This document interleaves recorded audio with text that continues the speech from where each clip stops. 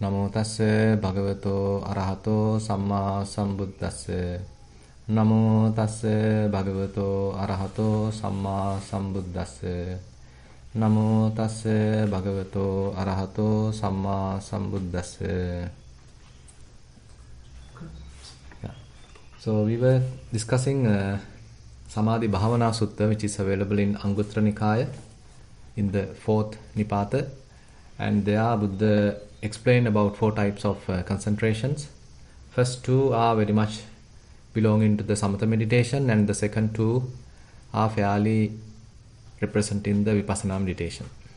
In the first 2, Buddha mentioned about a type of concentration which is helping to lead a very blissful life or happy life in this very life.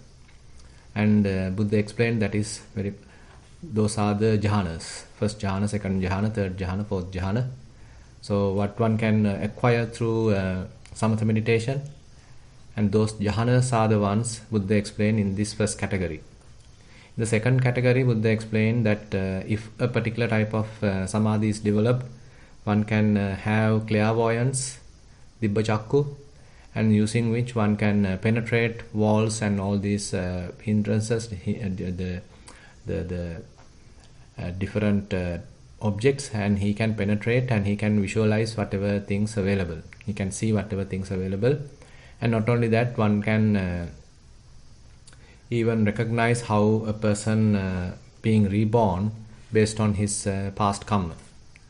And Dibba Chakku and Chutupapati Jnana, these 2 are going together, and that is what meant in the second type of samadhi. There Buddha mentioned one is developing that abhinya, kind of a direct knowledge based on samadhi, based on jhanas.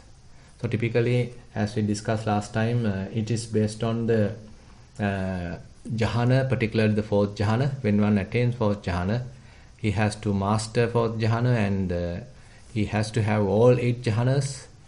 Actually, when one attains 4th jhana, it's a further elaboration of 4th jhana into another 4, coming as arupa jhana.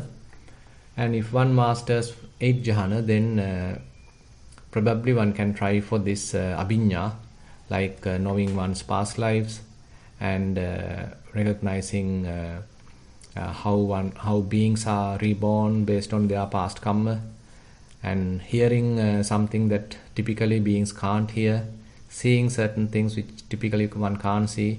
So likewise, these things are discussed, but it is in the samatha side. And one danger is also we discussed. Basically, even though these concentration states are available, if one doesn't handle them properly, it can lead to kind of a downfall. There are certain situations that even though first certain persons have 4th jhana, so they thinking that it is now they are accomplished, thinking that they are fairly fulfilled, and then they started feeling conceited and ultimately even disrobed. So such incident has reported in the Hatti Sariputta Sutta, where one monk basically has mastered and then was in the 4th jhana, and he probably have had various psychic powers, don't know. Anyway, one Arahant actually has hinted that if one has too much conceit over these different kinds of concentrated levels, jhana, so that can lead to a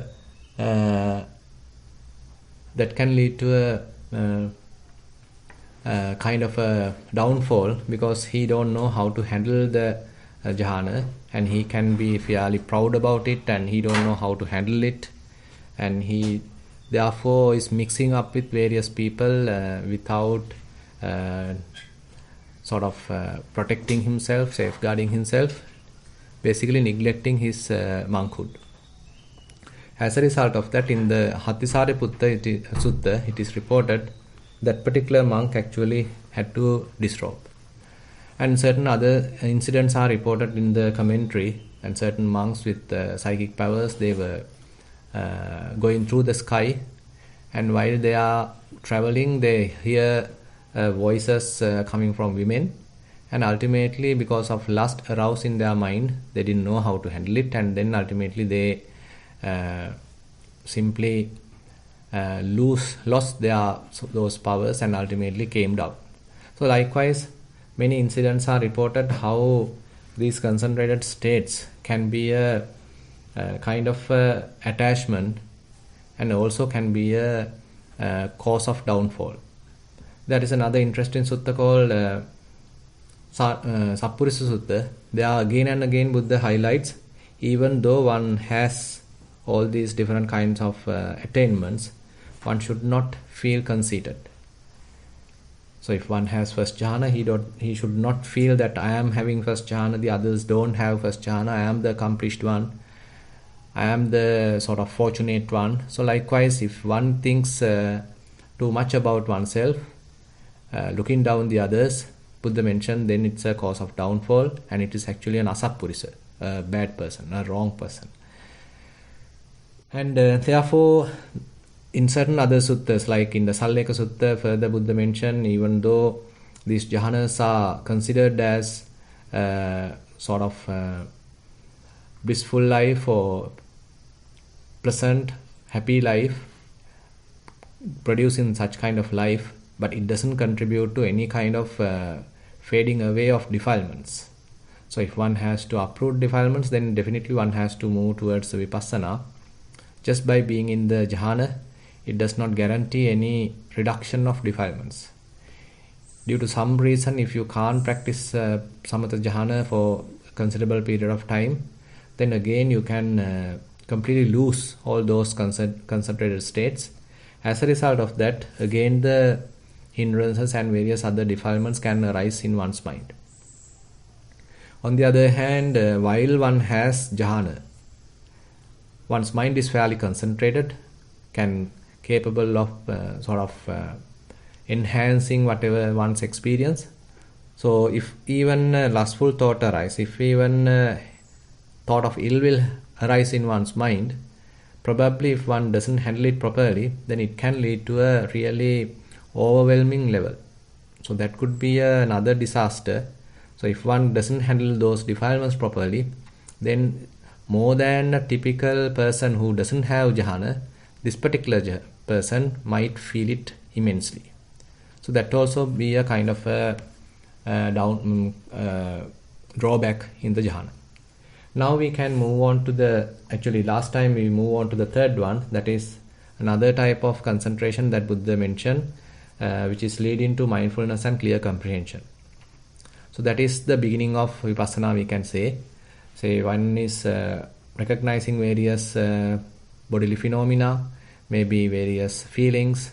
So more and more one recognizes them, one is developing these clear comprehension. Say for example, at the beginning one recognizes pleasurable feelings, painful feelings, equanimous feelings, and later one can recognize them so clearly. At the beginning might not be so clear, but with time, with his own practice, so those different feelings start appearing very clearly. So that means the improvement of the clear comprehension. At the beginning we probably only had some amount of mindfulness, so we started recognizing them, but later with our practice, so this clear comprehension improves, so that now one can recognize each and every pleasurable feeling, painful feeling, equanimous feeling very clearly. And even after that, say if you are continuing your practice, so more details are also visible. At the beginning you perceive like it's as a single say pleasurable feeling, single painful feeling, single equanimous feeling. But with the development of clear comprehension, one may understand, so it's a collection of small feelings, minute feelings, and each and every minute feeling has their own very short lifespan. They are quite instantaneous, and they momentary, they come and go, they arise and pass away. So likewise, depending on one's development of clear comprehension, one start recognizing this inside knowledge, what we call as the impermanence. Through one's clear observation, one may be able to understand the impermanence. So that is what basically highlighted in Satipatthana Sutta as the Satipatthana Bhavana. Samudaya Dhammanupassiva Kayasmin Viharati, Vaya Dhammanupassiva Kayasmin Viharati. One may recognize arising of different phenomena, one may recognize passing away of different phenomena. Here also in this section, Buddha mentioned, here bhikkhu knows feeling as they arise, as they remain present, as they disappear. He knows perceptions as they arise, as they remain present, as they disappear. He knows thoughts as they arise, as they remain present, as they disappear. So each and every different type of phenomena, now one can clearly recognize how they are arising, how they are instantly passing away. Now, actually this is also not a small thing. It has the capacity to even make someone a Sotapanna. Because last time we discussed with respect to Kanda Sutta available in Samyutta Nikaya. So if one is able to clearly recognize these arising and passing away, it can even lead him to a stream winner. And therefore the understanding, the knowledge about impermanence is one of the very important aspect of the Vipassana, and it can lead to the understanding of unsatisfactoriness, dukkha, and then it can further leads to the understanding of anatta, non-self. So more one understand these three characteristics, that means one is maturing in the Vipassana. And now today we can discuss about the fourth category, where the complete fading away of taints are described. So now Buddha mentioned there is a development of concentration that leads to the destruction of taints. Now in the previous one, it is very much like one started it, but in the fourth category, one is expanding it to all the different kinds of aggregates. The first one, maybe one is more concentrated on a particular type of aggregate which is more prominent and it is convenient for oneself. But in the fourth category, now one is expanding to all the 5 aggregates. So whatever different phenomena arise belonging to any kind of aggregate, now one is capable of understanding their arising and passing away. So he basically has the understanding about what is form aggregate, what is feeling aggregate, what is perception aggregate, and then what is formations aggregate, and what is consciousness aggregate. As we discussed, I think in a different sutta, in the Upaya Sutta, so 5 aggregates are mentioned, and we discuss even in the Kajjaniya Sutta what are the different definitions given by the Buddha for each aggregate. So we discussed them in length. And say if you are dealing with Kayanupassana, that is where you are doing fair practice with respect to form aggregate. If you are dealing with Vedananupassana, that is where you are dealing with the feelings aggregate. If you are dealing with Chittanupassana, so we can say you are dealing with particularly the consciousness aggregate and again the formations aggregate. When you are dealing with Dhammanupassana, basically all 5 aggregates are again and again revisited, further and further enhanced, further and your knowledge is enhanced.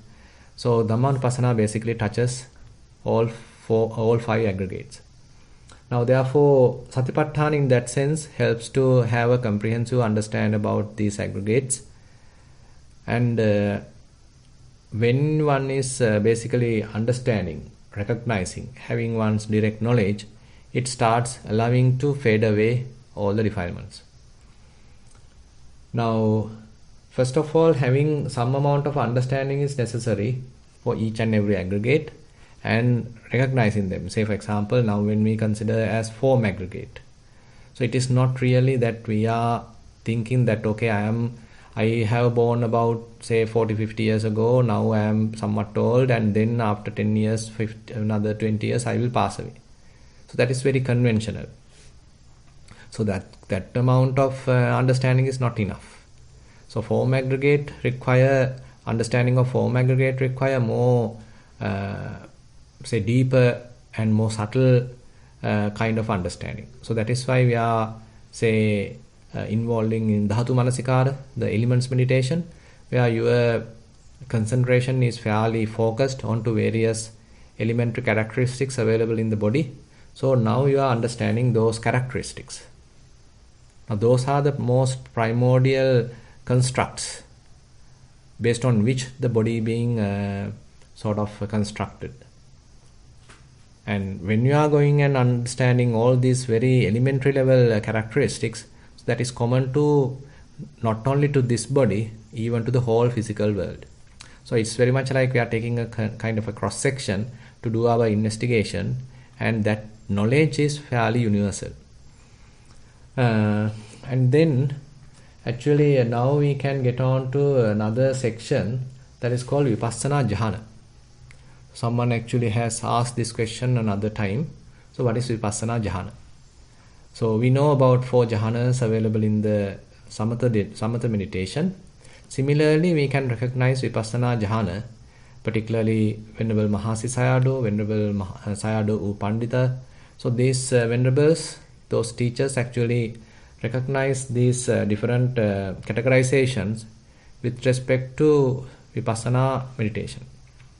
Now in the first jhana, actually probably you can remember 5 jhana factors are available. Those are the vitakka, vichara, piti, sukha, ekaggata. Vitakka is the applied mind, vichara is the sustained mind or sustained attention, piti is the rapture, sukha, that means happiness, ekaggata, say concentration or one-pointedness. Now if one is experiencing these 5 jhana factors in a particular concentrated state, one can say I was in the first jhana, I am experiencing first jhana. Actually we discussed different levels of depth about them and different methods that one can attain to first jhana. So these things we already discussed. Anyway, since 5 jhana factors are available, we are telling it is the first jhana. Now if we consider Vipassana, now one can argue when one is able to clearly see various phenomena. Say for example, you are practicing Vedananupassana. Whenever a new pleasurable feeling arises, you are applying your mind to that pleasurable feeling. So that the applied thought is there. That means, suppose again and again, whenever a new pleasant feeling, pleasurable feeling, or even equanimous feeling, painful feeling are rising, again and again you are able to apply your mind. So application of the mind is available. So vitakka is available. And not only that, once you applied your mind to that particular feeling, now you start investigating it. Very much like you are observing it carefully, examining it. So the vichara is also there. And when you are successful in this, now mind is capable of doing it by itself. You don't need to push it to do it. Now the mind is fairly trained. Now automatically mind is continuing that task. Different types of feelings are arising. Again and again mind being applied to that. You are investigating that. And you simply have to continue that process. Now it becomes a kind of a pleasant abiding. And as a result of that, this rapture, sukha, the happiness, all these are also available because you don't need to strive to do it now. At the beginning it is true that you have to strive, you have to struggle a little bit, you need to train the mind. But once the mind is trained, now mind may continue it. You don't need to really sort of have a struggle. So at that level we can say you are in the first Vipassana Jahana, which also has 5 jhana factors. Ekaggata is where elementary kind of a concentration. Now if you consider Samatha meditation, so there typically we get a single object and we are trying to sustain our attention to that single object for a long time. But here the difference is this concentration available in the Vipassana is a momentary concentration. Sometimes we call it as Khanika Samadhi. Or different phenomena are arising, again and again you are applying your mind to that, concentration to that, and momentarily mind get concentrated. New phenomena arise, mind get concentrated in that phenomena. Another phenomena arise, your mind get concentrated on that phenomena. Another phenomena arise, mind get concentrated on that phenomena. So likewise, again and again your mind get momentarily concentrated onto new and new phenomena. So the concentration is a Khanika Samadhi, momentary concentration. Now the concentration is anyway very powerful. it is not simply a kind of a vague type of concentration. It's a fairly powerful concentration. And if you refer Dhammapada, so Buddha mentioned one Dhammapada verse, Amanusi rati hoti passato udayabhyam. There's a kind of an inhuman type of pleasant abiding, pleasant feeling, rapture arising when one is seeing this arising and passing away. So actually in the Vipassana, so this complete full realization of Udayabhya, arising and passing away, is attributed to the second jhana, because that is where the rapture and rapture and sukha, say pleasure, is more predominant. But the early stage of Udayabhya, that means where you are capable of applying your mind purposely to one phenomena and then seeing it properly or investigating it properly, then a little bit of rapture is available, little bit of sukha, happiness is available, and momentarily mind is concentrated. So this is considered as first jhana, and when you are fully capable of doing it to its full level, that is considered as a second jhana. And further, now assume, say you are able to see minute details, as we discussed, say in the what you call Bala Udayabhya, the more kind of powerful arising and passing away knowledge. So there it is not that you are seeing a particular sensation arising and staying for available for several, say 1 minute or 2 minutes and then passing away, but rather you are capable of clearly comprehension very minute details of that sensation. Now it is a accumulation of many small feelings, small sensations. Each and every subtle minute sensation now you can see. It's a very powerful type of understanding. So there actually you don't need to again and again apply your mind. So first you apply, now when through the investigation you are able to see each and every minute details. Those minute details are quickly arising and passing away. You are simply observing that situation, observing that phenomena. So again and again application is not necessary. Now mind is there observing that, and as a result of that, what you call the rapture is also not there, applied thought is also not there, sustained thought is also not there. Simply what you have is a kind of a little pleasant investigation is happening. So therefore it is considered as a third jhana. When it comes to fourth jhana, it is very much like you are capable of maintaining your mind free from any phenomena, free from any attachment, any grasping. So it's very much unassociated mind. So in Satipatthana Sutta, Buddha again and again emphasize anisitocha viherati nachakinchi loke upaditi. So you are living, your mind is capable of being in freedom without attaching to anything, without holding on to anything, without grasping anything, without associating anything. Now this state is completely equanimous. It doesn't have any rapture, it doesn't have kind of a pleasure. It's very much like equanimous. So various phenomena are happening, but you are not even want to explore them, because you are now dwelling in emptiness, not holding on to anything. So in this emptiness, non-grasping state of mind, so what one feels is more into equanimity. And the mind is concentrated, it is not concentrated on a particular phenomena. That is another very interesting situation here. So far we discussed kind of a concentration based on phenomena. Now as we move forward in Vipassana, and even without any phenomena, mind is fairly concentrated, very much like we can say mind has become stilled. There is no movement in the mind has fairly stilled. So this stilled kind of concentration, it is, we can't even say as concentration, we can say it's a kind of a collectedness of the mind. Say mind is collected, your mind is not getting distracted. The reasons for distraction being faded away, removed, and mind is in equanimity. It is maintaining its stillness. It is calm, peaceful. There is no distraction. There is no jumping. Simply staying quiet. So this is quite equanimous. So this is, we can say, as the fairly parallel with the fourth jhana. The difference is fourth jhana in samatha is that you still have kind of a phenomena on which the mind being stilled.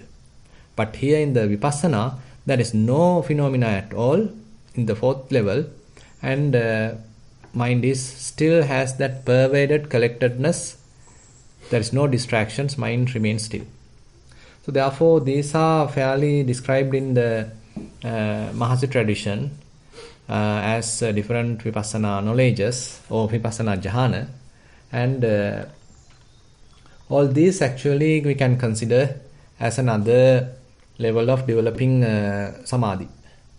Now, there's an interesting passage I like to share with you. It's a kind of a statement made by Venerable Analayo.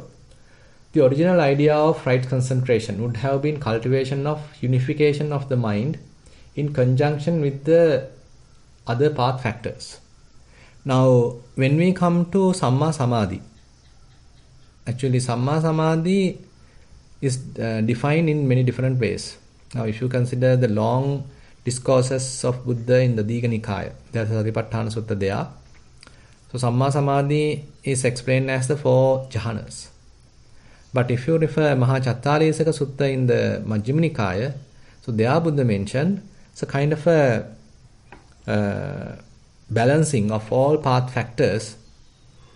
Then you are in the Samma Samadhi. You know, there are 8 path factors. All the 7 path factors have to come very much well balanced, in line. Then you are in the Samma Samadhi. So Venerable Analayo argues, now that is the most suitable kind of explanation or definition we can say as a Samma Samadhi. Because it's then the mind is fairly peaceful, in a kind of an equilibrium, and you can attain that even not only in Samatha Samadhi, in the Vipassana as well.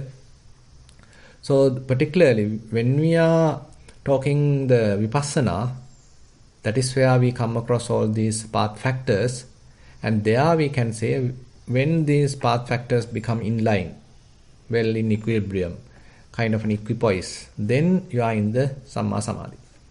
So this is a kind of an argument which is quite valid, and it's based on the Mahachattarisaka Sutta, and that is what Venerable Analayo has to say about it. And by the way, with time, so he argues, actually certain schools of thought, so they have added too much or too high concentrations into the picture, and then they start recognizing that as the Samma Samadhi.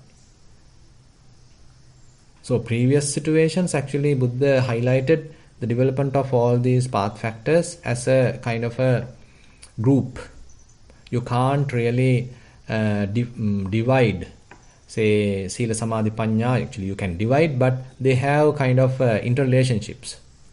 It is not that you are individually developing Sila. It is not individually developing Samadhi. Individually developing Panya. Rather, there are interrelationships between Sila, Samadhi, Panya. So it's a kind of a accumulated effect. Then only they become kind of a well-balanced mind, a peaceful mind, where Sila is also available, morality is also available, concentration is available, you are able to see things clearly, and again the wisdom is now developing. So all 3 training parts are there. Then one can say you are in the proper equilibrium. Now I like to add another part to this section. So there is another sutta available in Khanda Samyutta. There again Buddha mentioned how it is also called Samadhi Bhavana Sutta. So there Buddha mentioned how Samadhi leads to proper understanding. Samahito bhikkhave yatha bhutam pajanati.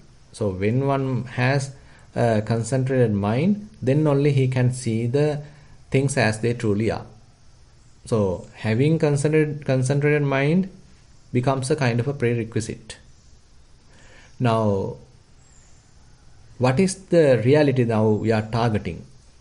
Seeing things as they truly are. What does that mean? So there Buddha mentioned, so you are seeing how form is arising and how form is passing away. How feelings are arising and feelings are passing away. Perceptions are arising and perceptions are passing away. Formations are arising and formations are passing away. Consciousness is arising and passing away. Now this arising and passing away is not really instantaneous type of arising and passing away. It is very much like you are contributing towards suffering. Arising part means you are contributing towards suffering. Basically you are grasping. You are grasping a particular aggregate. So that is Buddha mentioned as samudaya. Say for example, assume that while you are on your path, while you are traveling, suppose there is a beautiful sight. Now immediately your mind gets attracted to that. You start looking various signs, small things, and now mind is involved there, mind is enjoying that, and mind basically has some kind of a delight with that sight. As a result of that, now it is getting grasped, now mind getting grasped there, and it is holding that. Now you are born to that, upadana paccaya bhava. So once you are there, you have prepared your mind, you have become that.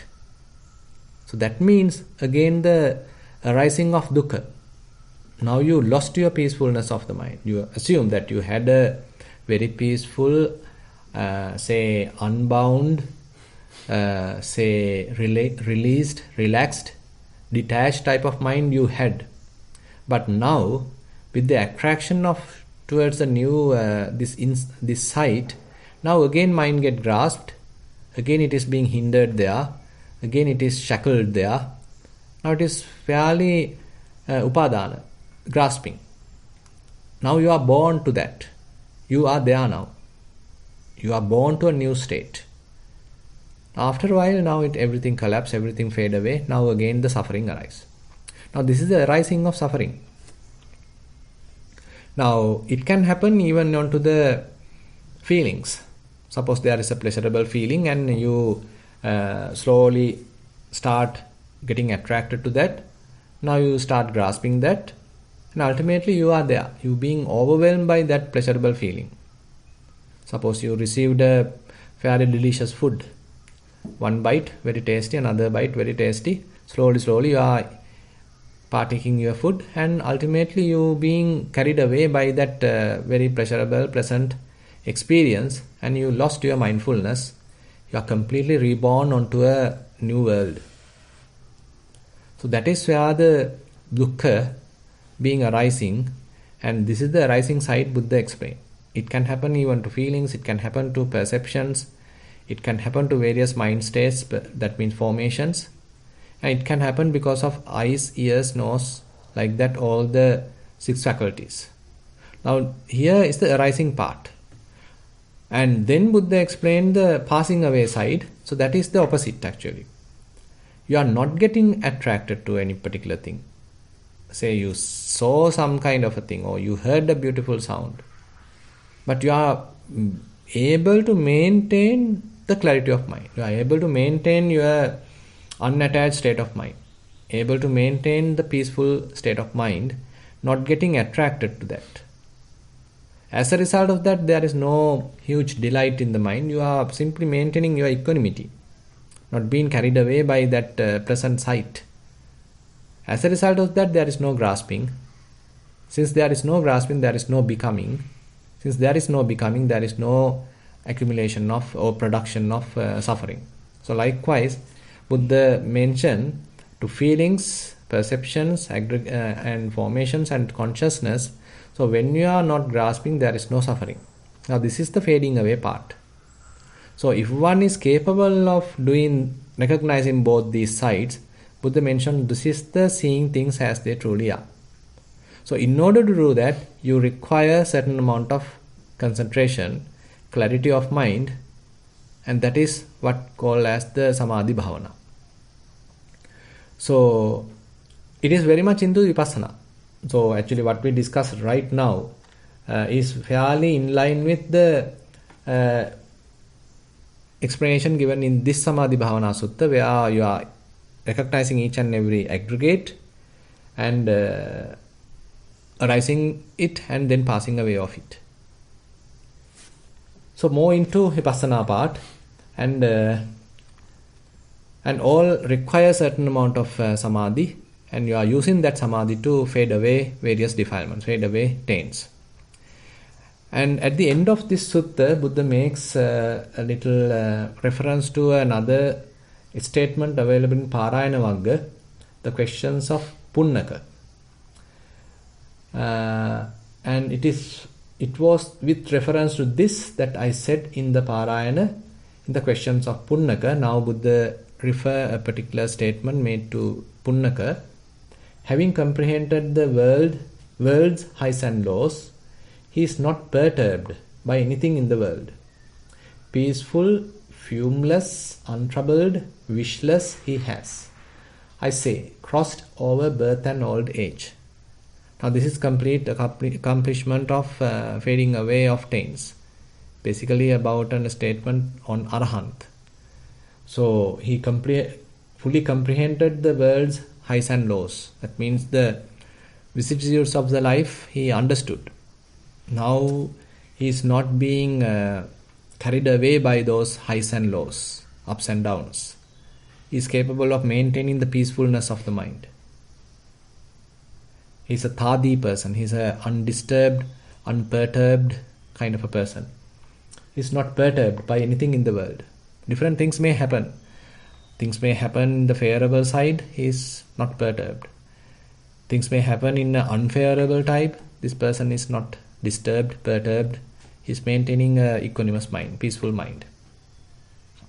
Peaceful, fumeless, untroubled, wishless he has, I say, crossed over birth and old age. So basically a statement referred to the Arahant. And so that is the end of this sutta. Basically we covered 4 types of Samadhi. First 2 are fairly related to the Samatha meditation, and the last 2 are related to Vipassana meditation. And I think probably you might have questions, and now I like to open the session for questions. Yeah. Thank you, Bhante. Sadhu. So if anyone has any questions, feel free to raise your hand, or you can also ask them via the chat. Yes, Bhante. Yeah, so there is a question coming from our side. Yeah. So Bhante mentioned a very interesting point. When Lord Buddha was talking about seeing the rising and passing away of the khandhas, he was also talking about really the grasping and non-grasping of the khandhas. Exactly.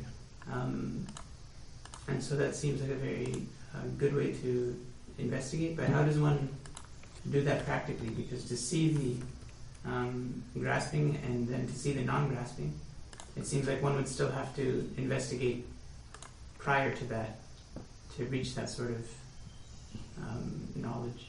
So probably actually I feel now when you call Samudaya Dhammanupassi, Vaya Dhammanupassi, that is very much like you are trying to understand their impermanent nature.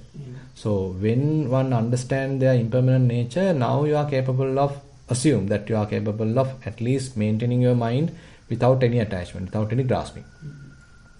Suppose now you are being there. Now you are in a very relaxed concentration. It is not that you are, now in the previous state, you are very focused. Say you are keeping very precise attention to each and every phenomena. You are recognizing there are very minute details arising and passing away. Now that is actually development of Udayabhyaya, and you are, with that you are able to taking your mind to an ungrasping state. Now you are in a very relaxed state. Now because of our past habit, now mind get carried away to a site that we have seen. So now the possibility is there, you again get attracted to that, again you feel happy about it, you being delighted with that, and now again got grasping that, and again reborn to that.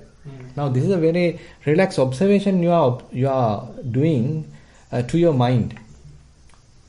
So that see how the grasping is operating unknowingly because of our habitual tendencies. Again and again mind get attracted to a certain phenomena, Again you get grasped that, again reborn to that, you are in a different world.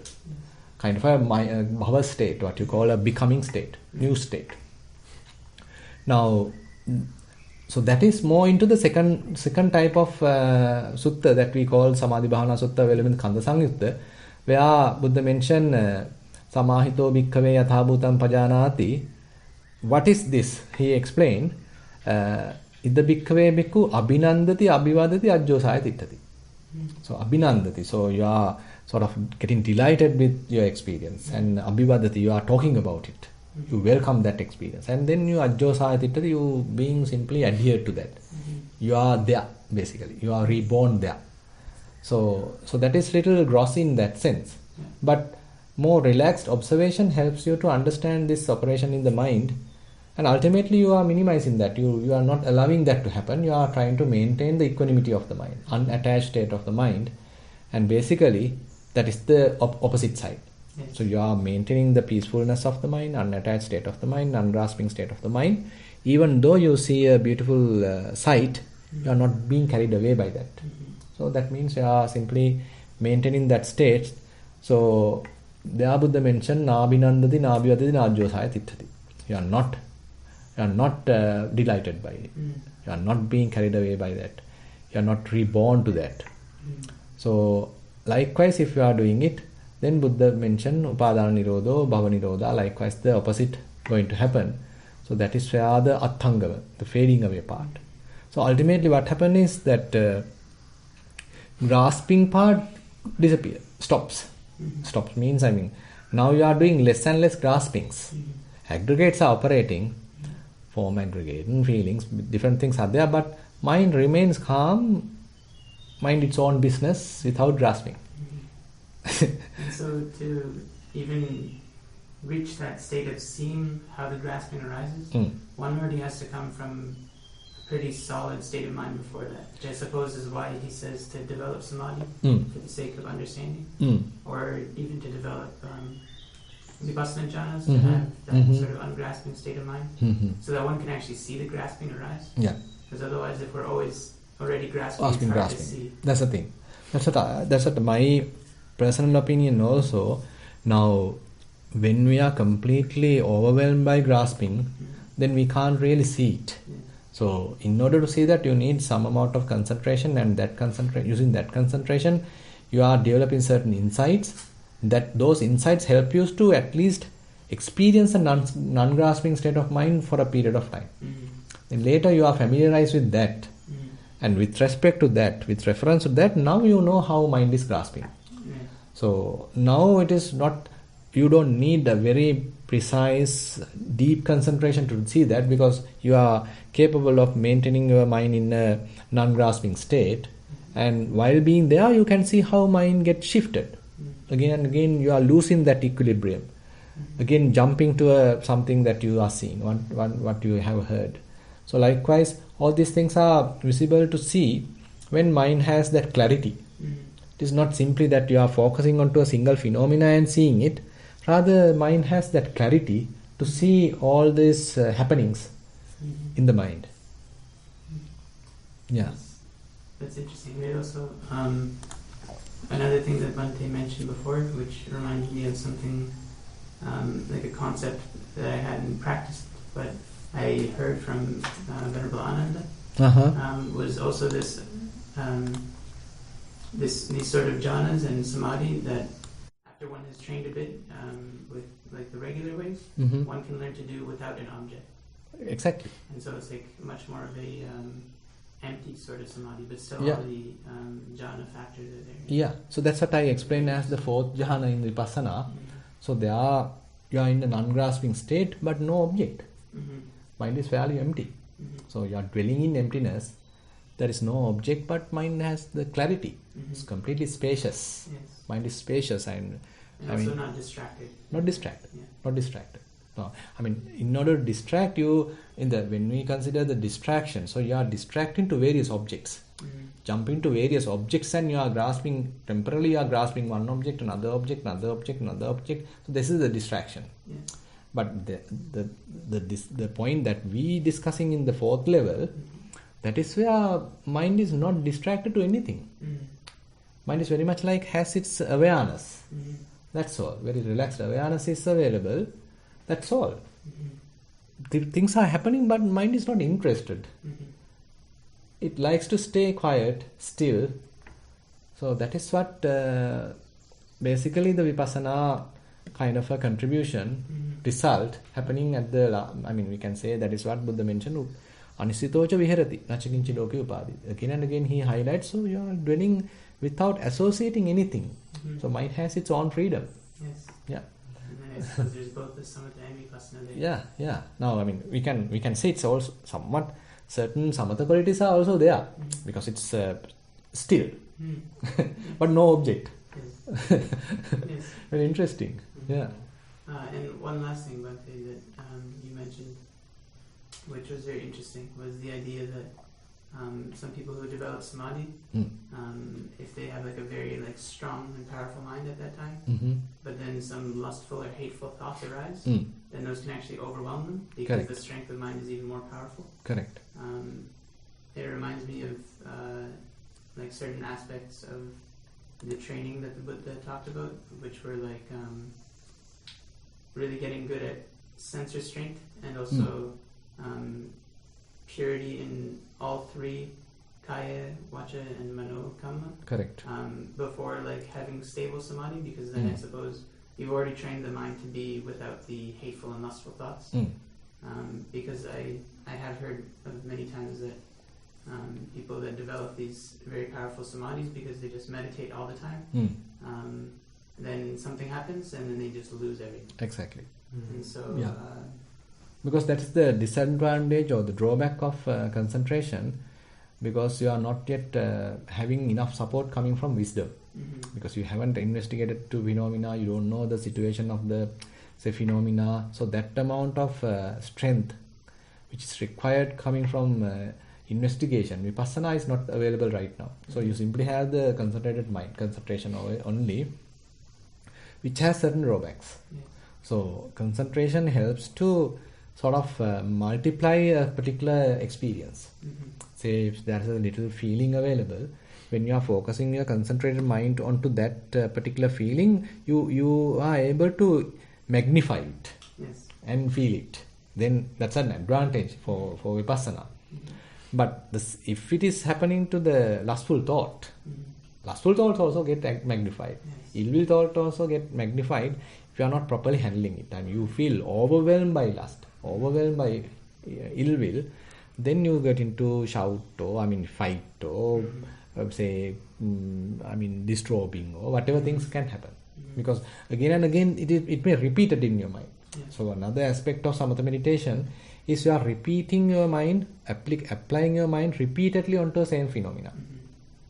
Say when it is happening in an unfavorable manner, you see, assume that you are a very good samatha practitioner, you are dwelling in a forest many years, and now you are coming out of that and you are going on a village road and you see a beautiful woman. It's a very beautiful sight after a long time, and it quickly grasps the mind, and that image now registers in your mind. You strongly grasp it, and repeatedly again and again mind get applied to that. What you practice in anapanasati or another thing, now you are doing to the same object. So the vicious kind of an object. Now you being overwhelmed by lust. So that's the drawback in samatha meditation. So as you mentioned, you have to have a very good sense restraint and maintaining a very good morality. So you are not going into those kind of situations, you are carefully doing it, and doing some kind of good association. So likewise, all these protective mechanisms you are maintaining, then you are fairly safe. Till you have some understanding about, say, vipassana, there probably you have another skill. Even though the sight is beautiful, mind does not want to look at it. Mind even has seen it, but does not want to go and grasp it. So that is the support coming from vipassana. So till we have that, very much like we are unsafe. Yeah. Thank you. Yeah. Okay, thank you. I'd like to invite Kumudini to ask a question. Thank you, Jennifer, and thank you, Bante. Your description about the Samatha jhanas was very interesting because these steps I have experienced them, but I didn't really know what they were. And that's why one time I asked you, do you think I have achieved jhana? I didn't really know. Let me go back and say what happened to me when I used to practice Goenka meditation, sensations. This Udayabhe was, rising and passing was happening in my body very rapidly, and I was looking at it as an outsider, and it was just going on and on and on and on. I was not doing anything for it to happen, but it was going on. And so this was that stage. It was very strange. And then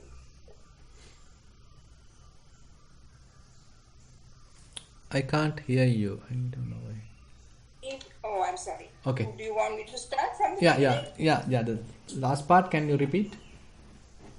This Udayabhe stuff was happening rapidly, very rapidly, like an electric current through my body, and I was not doing anything to make it happen. And I was like an outside observer, seeing it all, watching it all going on.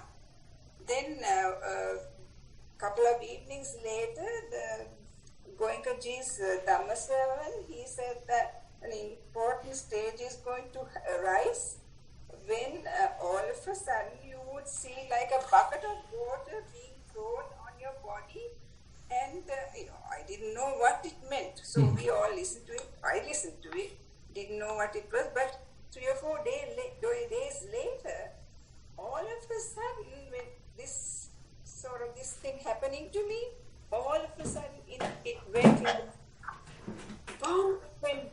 down, like crashing down.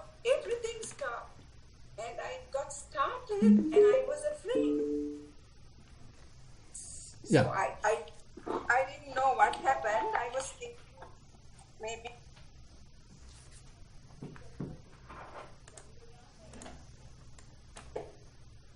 I don't know. But that, he said, was an important stage. And I really experienced it as he had described. Yeah. That's why, at the beginning only, you need to train yourself doing it. And after a while, after a fair amount of practice, now mind itself start doing it. Then you don't need to purposely, effortfully do it, but the mind is doing it for you. So then then the Vipassana knowledges are possible because you are doing it in a more relaxed, more comfortable manner, and then the understanding may start growing. Yeah, so I think I have experienced these jhanas. That's the way you have described them today, Bhante. Yeah. Good. And for several days afterwards, it was an experience that I have never had before in my life. So it has to be like a jhana. Yeah, definitely. That's why Sure. Yeah. So that's why Venerable Mahasi Sayadaw and Sayadaw U Pandita, so they clearly have mentioned, there's a very interesting book by Sayadaw U Pandita called In This Very Life. So there he explained each and every these Vipassana Jahana, and as you said, these are one can experience. They are not simply arguments. They are really practical experiences. So I think I have that book. I will start reading that. Thank you, Bhante. Yeah. So what do I do after this? No, actually that's why. So now, actually, you need to reach the fourth one. In the fourth one, there are no phenomena. Now say the phenomena observing phenomena actually belongs to first, second, third. And the fourth level, the maximum level, is where you completely disassociate, completely abandon, let go of all phenomena and simply enjoying the freedom of mind. So it has let go of all, everything and simply dwelling in emptiness. But that experience I had of this, everything collapsing, and I felt as though even I was not there. Yeah, you are not there. I sensed it. Yeah. I know it is in theory that I'm not there, Yeah. but I actually felt it. So do you think it is Bandhanyana that I felt? Whatever it is, whatever it is, you simply have to go through it, and when it is, say, mature, basically it completely let go of everything, and ultimately your mind become more free, not associating anything. So that is the direction you need to move. Okay. So non-grasping state. Non-grasping state where Buddha highlights again and again. So that is the direction that we need to move towards and try to live in that path, in that experience. Anissitoja viharati. Viharati means you are dwelling in that experience, not just just 1 minute, 2 minutes, but say several hours, several days, like as much as possible. Now you are familiarizing yourself by dwelling there, being there. So in your daily activities also? If possible, definitely. So now those are the interesting areas that we can investigate. Now at the beginning, that experience may be momentary. You cannot, the mind get only be freed, say a couple of minutes. But later with practice, now you can enhance it. Maybe 10 minutes, maybe 20 minutes, maybe 30 minutes. And even in the walking session, you can come to that state. So likewise, you are now further and further enhancing, increasing that. And later, probably while simply walking, your mind is empty. While you are talking, your even mind is empty. Now say you are driving, probably your mind is empty. But technically, can your mind be empty when you are driving a car? Don't you have to be concentrating on? Yeah, concentrate. The part? Now that is the interesting part. So can't you be aware of things while keeping the mind empty? Yes. That's what I'm telling. So you are doing it, but can you actually say that it is emptiness? No, thing is you this. Have to, Now you think. have to be able to turn the car wheel or whatever. Yeah. Stop, brake. But you don't need to grasp.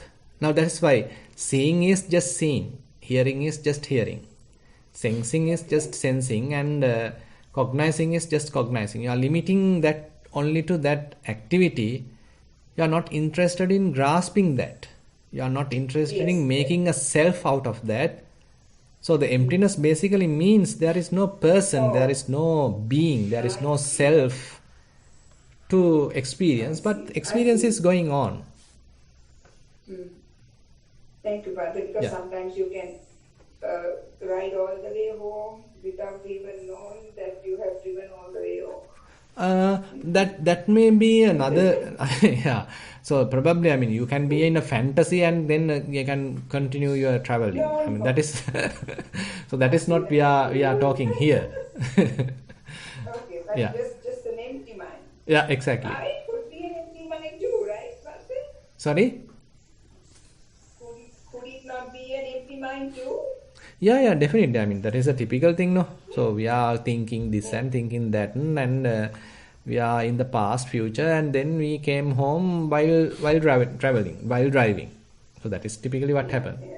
But how about you are driving while keeping the mind very quiet, without any inner chatter? Without any inner chatter. These are difficult. We don't need to, have a kind of perfect situation. I'm just simply promoting it. In general, yes. Yeah, yes. it doesn't mean that we should never think. So thinking is possible. Thinking is a useful tool. We are using it purposefully for a purpose, when it is required. Otherwise, Buddha's advice is try to dwell in the what you call this Ariyo Tunhi Bhavo. That means noble silence. Noble silence does not merely mean that you keep your mouth shut. How about you keeping your mind also quiet, free from inner chatter, free from any proliferation? So those are the interesting areas actually we can further enhance, because at the beginning it is true that we are keeping our mouth shut, we are silent externally, we are not talking. But internally we are still talking. Still arguments are going on, debates are going on, things are going on. But later it becomes less and less inner chatter. Ultimately you can come to a kind of a silence. So you are now enjoying the inner silence. I can say that there has been a dramatic change in my personality since all this has happened. Mm-hmm. Much calmer and all that. So. Yeah. Not that I was a very excitable person, but it has changed much more. Right. Thank you, Bhante. It was very, very beneficial for me. Okay. Thero Saranai. Yeah, Thero Saranai. Oh, sorry, Bhante. Yeah, there's another question coming from this side. Yeah. So I know that sometimes people, when they're practicing meditation, they'll get to like really concentrated and peaceful state, and then like I guess their mind is like empty or something, and they get like really frightened by it, and they kind of like go whoa, and they like kind of wake up or get out of it, and I just kind of wanted to know like if you knew like kind of what's going on there, like because the mind, I think it's perhaps maybe not used to that calm or peacefulness because it's so used to just wandering around all the time. Yeah. And perhaps like how could somebody, if they had a state like that and they're like getting a little frightened by it, like what could they do to kind of maintain their calm? Yeah. So that is where you need to again and again practice. So and you can discuss with another person, with a teacher, and then you feel confident that I have gone through a particular experience, but nothing went wrong. Basically, I didn't feel myself as a person.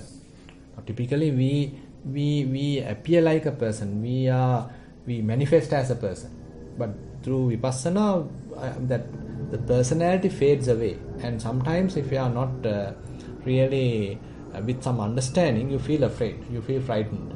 What has happened to me? Where am I? What's going to happen to me? So, like I-based threatening or I-based fright, I-based fearfulness can happen. But there is a considerable amount of support can be taken through the teaching. What you are understanding is that things are happening due to causes and conditions. It is not there is a solid person. I remains here because of ignorance. We are making an I. So likewise, you are trying to convince yourself slowly. Okay, don't worry. This is a kind of a personality view I have right now. So it is being challenged during the meditation. What is available is simply a kind of a rising and passing away, simply causes and conditions. So don't worry. Just prepare yourself. Just try another time. Go through it. Go prepared. So likewise, you are little composing yourself. You are convincing yourself based on the teaching, and again you are going through that experience. Next time also you experience little frightened, but not like previous time. You get little jerk, little frightened. Another time, a little frightened. Another time, another little frightened. So likewise, that frightening or that fearful state become less and less. Ultimately, you are there, no frightening.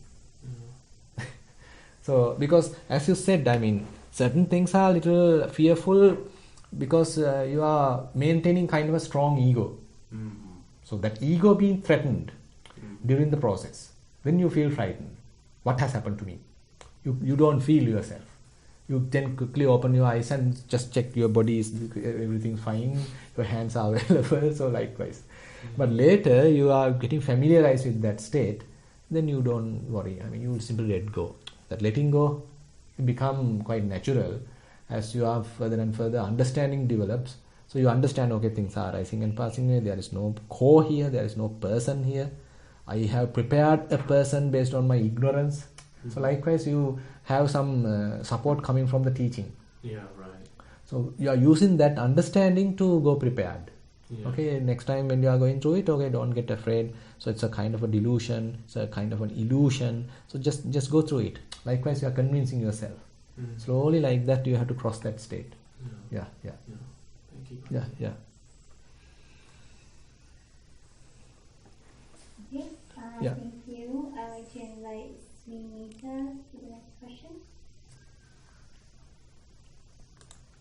Bante, I was thinking of Punyaka is not getting distracted by the highs and lows in life, and like that there could be Narayanandati, Navipadati, Nachosayatipati, and I was just thinking that when I was a child, I used to get earth, water, and then you mix it and make dolls and types of foods and flowers. So likewise, I was thinking of Patavya Potato Vayo. Isn't that what I'm doing? I'm making make-believe things out of Patavya Potato Vayo, making different types of forms, and even the Vedana through Patavya and all that, the entire Rupa Vedana Sanjana Sankara Vijnana. And then I was thinking, when Buddha said na Pattari, na Tejo, na Vayo, etc., it would then only be an arahat who would be able to not feel that Patavyapo, or is it that they feel it but they don't make dolls and flowers and plants out of the Patavyapo Tejo Vayo? Is that why it's just seeing, so the hearing, smelling, touching, the tactile, and the thinking? I'm just wondering, is it that there actually is no Patavyapo Tejo, or is that also make believe, or is it that there is Patavyapo Tejo, but the arahats don't make any mental fabrications with all that? Yeah. So I mean, we can. Yeah. So basically, so thinking that things are available for definite terms is one extreme. Things are not available, not at all things are available is another extreme. Atti tancheva nati tancha. So Buddha talks about this in the Kacchanagotta Sutta. Thinking that everything exists is one extreme. Thinking that nothing exists is another extreme. So what one understands through Vipassana is that things are happening due to causes and conditions. As a result of that, things are arising. On the other hand, when causes and conditions are not present, they start passing away, and then the passing away is there. So it's very much like we can say that what is available is a kind of a very momentary experience, arising and passing away. Things are constantly arising and passing away. It's a kind of a flux, constant flux.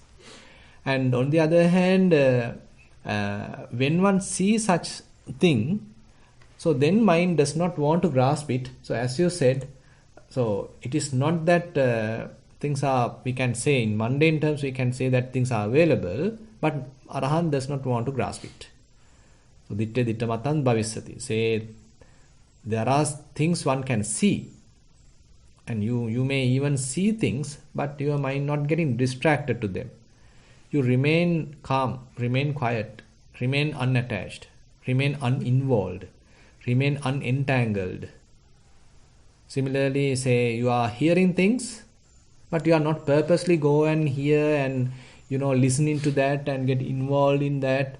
So that purposeful, distracted observation is not there, grasping is not there. Rather, you simply hear it. Hearing is just hearing. You are not making a self out of that.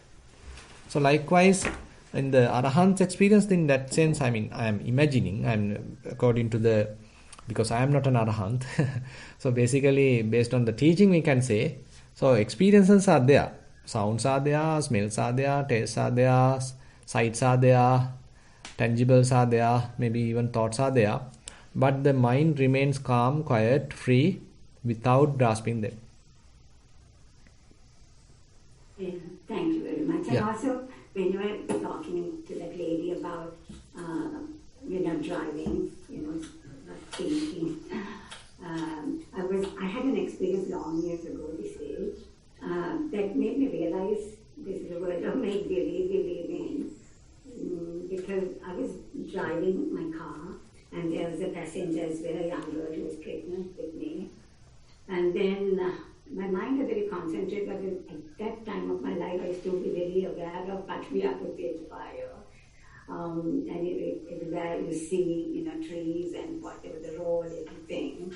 And to me it was all Patviya.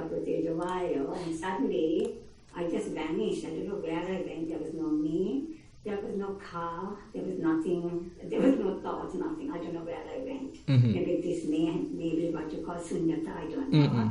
Yes. All I know is there was nothing. And then out of the blue, I don't know how long that sort of episode took place. After a little while, after a while, I thought of my friend and I said, Niluka. And immediately I thought of her, I was back in my body, my hands on my wheels, on the wheel. And, but I couldn't feel very well. My whole body was like numb. And so much so I told my friend, and I don't feel too well, you may have to drive. And as I started talking to her, I was back. My body was there in whole. So that made me think, if it were a real life that we are living, then there should have been a car accident, because it's an easy road. Yeah. So don't try. Yeah, that's why don't try don't try emptiness while driving. I wasn't trying, it's just that this was like a habit of mine. That's why so that's why maybe while you are traveling in a bus, in a train, so where you are not that responsible for things, but you are simply relaxing.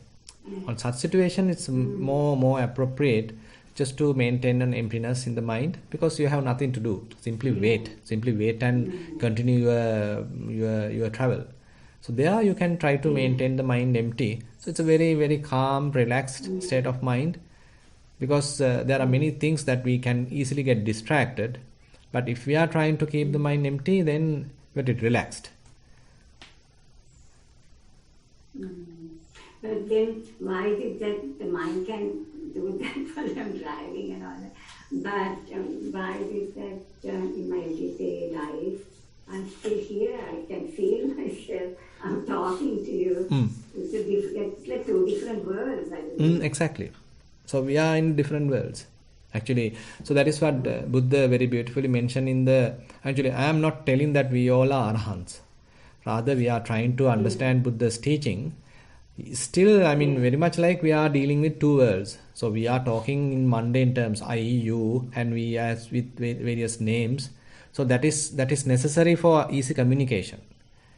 But on the other hand, in the more realistic terms, more in the Dhamma terms, we know by these things are merely names. They are merely signs. And what we have is nothing but, we can say, as five aggregates or whatever it is. But there is no individual person, so-called individual, a solid person available here. But it's an accumulation of aggregates, accumulation of, say, ayatana. Altogether, we name it as a person. So it's a kind of a conventional name that we are giving. Say, if we consider a vehicle, a car. So there are wheels, there are, say, bonnet and steering wheel and engine, petrol and all these components together, assemble them together, then we give the name a car. It's a name given. But what is available is the accumulation of so much of components. So similarly, everywhere different conventions are there, different names, signs are there. But really, what is available in the physical world, we can argue, okay, just the arising and passing away of aggregates, arising and passing away of elements. So in that world, there is no person, there is no being, there is no animal, there is no I. So very much, therefore, while you are in the emptiness, you are trying to switch into that mode, switch into that emptiness, switch into that understanding. But when you are talking to another person, you are doing your office work, you are doing your children's work, whatever it is, then again you are back in the conventional terms and you are earning money, you are talking and you are writing a letter, and all these things are there. So it's very much like a kind of a dualistic role that one has to play. Yeah. I suppose when you said this, I suppose when Buddha said Rahula, Moggalla and Sariputta, so he also came down to the conventional world. Definitely. Conventional world. Yeah. Thank you very much. Yeah. Oh, sorry, someone else? Yeah. Okay, thank you. Was there another question in the room, Bhante? Yeah. Is there time? Okay.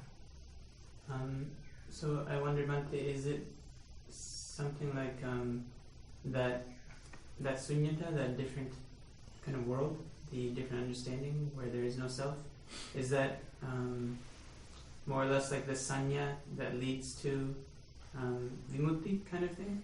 And so even an arahant can come back to the more mundane kind of perceptions? Mm-hmm. Or is it that once they've eliminated ignorance and craving completely, then never again will they have these wrong perceptions, and somehow just their functioning is still working, but like they will never come back to that other world.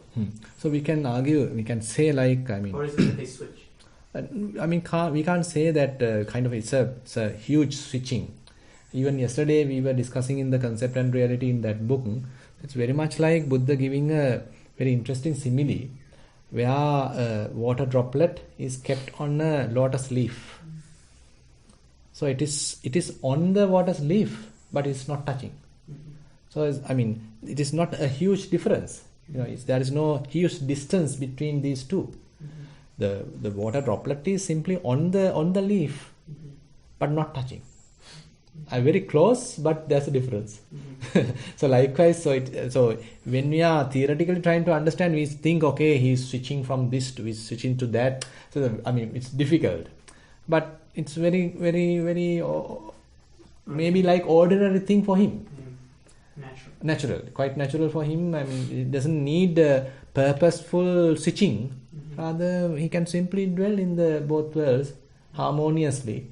When he has to talk to another person, he may be using his name to address, but internally he know there is no person. So maybe like something like that. Conventionally he used all the conventional terms, but on the other hand, internally, because of his understanding, there is no grasping. When we consider the other people now, say Kapuggala, say trainees. So they may also have some understanding, but time to time the mind get distracted and mind may get grasping. So the certain defects are still available because not the full understanding available. Still they are growing, they are training themselves. Yeah. Yeah. Okay, thank you. I would like to invite Tita Devi for the next session. Thank you, Victor. Now, in this fourth stage, Bhante, you said that development of that concentration leads to the destruction of the taste, right? Yes. So here we come to contemplate the rise and fall of the five aggregates, subject to cleaning. So my question is based on that, like when we go into meditation and especially in the retreat situation where we go into kind of deep states, and the Vipassana state, what you described, now this rise and fall of the aggregates, it's just, we can see the breath very fine, though it rises and falls. So is that what we call the five aggregates? Because we are not now breaking it down to the air element and the solidity and all this kind of thing. We're just watching that breath in terms of the elements, because in any case the breath also has all the elements anyway. So would that be right if I said that something? Yeah, we can say. Because at the beginning we didn't have that much of an understanding. We simply perceived it as in-breath and out-breath. But later that names those signs simply drop, and we start perceiving the element characteristics. We recognize the movements, we recognize the warmth, we recognize the, say, coolness, maybe vibrations, touching, and these are very elementary level of perceptions, and that is how it's getting refined. Yes. So, so as you get deeper and deeper into this, you just watch this. You said then we relax, and we are not investigating too much. We're just watching this thing, and you just say, "This is the rising and falling of the five aggregates," and of course we are not clinging to it at that stage. So at that moment, that particular moment, we are not clinging onto anything, so we have lost the tails momentarily. Would that be right if I said that? We can say the influence of taints are not there. Yeah. Influence of taints are not. They are suppressed, right? We can say so. We can't say that they are completely uprooted, but their influence is. No. Their influence being hindered, or Yes. what you can say is basically stopped because of the power of this understanding. But later when we are more and more familiarized, more and more strengthened with this understanding, so the taints may slowly start fading away, and there may be a situation completely they are uprooted. Yes, that of course it's a long process, I think, but at that particular time where you're in this, especially in the retreat situation where you develop these deep states, then you're probably out of those things. But then, of course, when you come back to reality, then those things are creep back slowly, I believe, right? Yeah. And also then he talks about the feelings and the perceptions and the mental formation. So we are looking at all that. Also in the Satipatthana, we are looking at all those things to Bhante. So this is a deeper, the more concentrated thing where we are looking at the feelings, because we have earlier looked at it with a lot of detail, the rising and falling and so forth. But now these, as Kumudini mentioned, it comes like waves and waves. For me, the feeling comes like in waves. So, as you said, it's not a one wave, but it is like breaking up a wave. So you can see it coming and going very rapidly. So when you are watching that, also you just say that the rise and fall. Would that be right? Yeah. I mean, there are typically in the books. Would that be right, Bhante? Yeah, in the books typically. Can you hear me? Yeah. Yes, I can hear you, Bhante. Okay, so in the books there are two stages typically mentioned into Udayabbaya, rising and passing away. The Tarunudayabbaya and Balavudayabbaya. Tarunudayabbaya means you are recognizing the rising and passing away as a group, as a one compact unit. Yes. But later, as a very subtle phenomena, very intrinsic, or rather very minute kind of information is capable of your seeing, then it's very momentary arising and passing away. So that is more and more fairly concentrated oriented, and again quickly arising and passing away. And as a result of that, your understanding may further grow, further enhanced. But as you said, when we are coming to the non-grasping state, all those things are abandoned. So mind recognizes another kind of a domain, another kind of a dwelling in emptiness, leaving aside every conditioned phenomena. So it now interested in unassociated kind of dwelling. Yeah. Yes. It's just wanting to be, right? Yeah, just that's all. Simply aware, but no grasping. So this simple awareness is something available. You don't need to create it. You don't need to form it. You don't need to make it. It's a kind of a birthright. So awareness is there. That's all.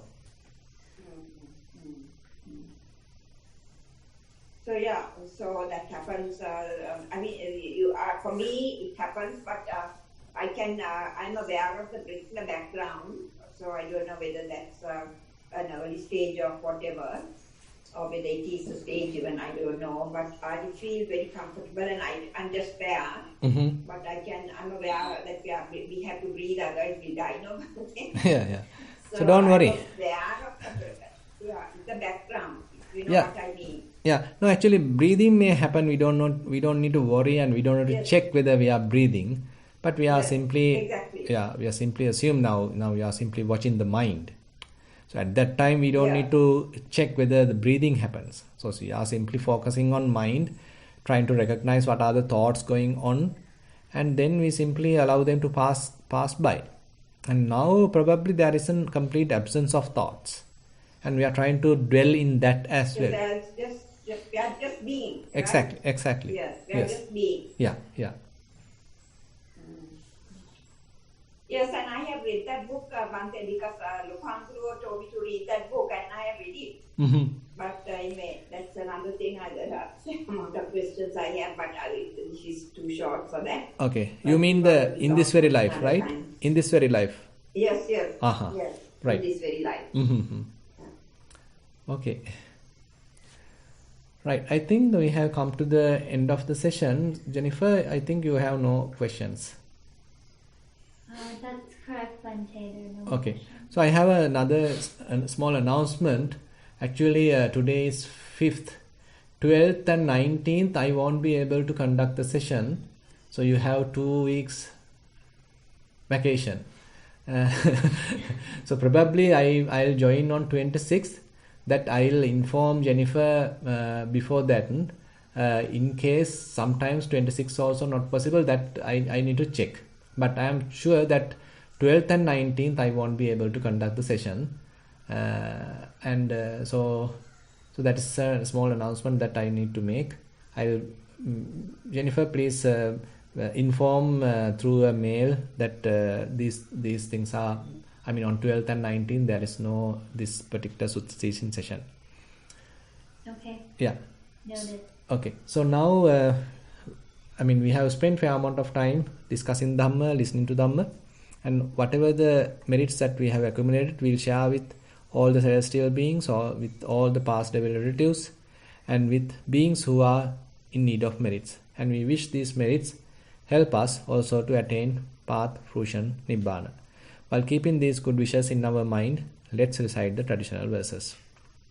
Ettavata cham hehi sambatang punya sampadang sabbe deva anumodantu sabba sampatti siddhya. Ettavata cham hehi sambatang punya sampadang sabbe bhuta anumodantu sabba sampatti siddhya. Ettavata cham hehi sambatang punya sampadang sabbe satta anumodantu sabba sampatti siddhya. Akasattha ca bummattha deva naga mahiddika punyantang anumoditva chirang rakkantu sasanang.